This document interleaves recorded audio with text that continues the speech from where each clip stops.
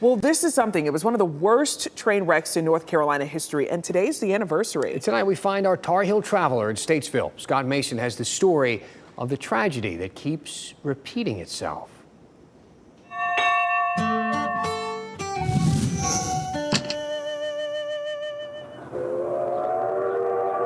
The passengers reported that there was a bumping. Then all of a sudden there was a violent jerking. They were just falling through the air, falling downward.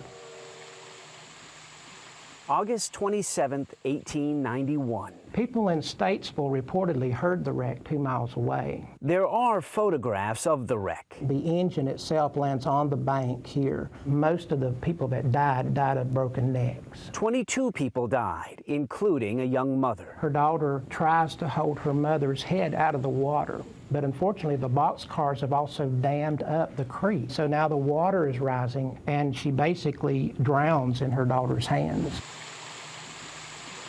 Up to that time, it was the worst train wreck with the loss of life in North Carolina history. August 27th, 1941.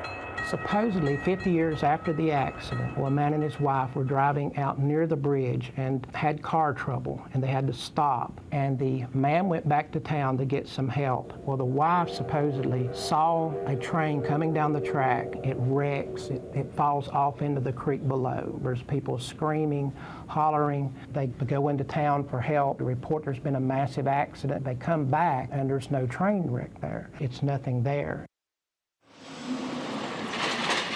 100 years later, a lot of people in Statesville, about 200 people in fact, went out for about a week to watch for the train wreck. They didn't see the train wreck. They never saw what the couple had seen previously. But they did see an odd sight. Train gate that comes down to stop the traffic every night would raise up and down about 2 o'clock in the morning by itself, and there was no train coming. And people still today claim that there's a ghost train that runs the track on the anniversary. Do people today go out to the bridge on the anniversary? Some people still do. Still looking for the ghost train? Still looking for the ghost train.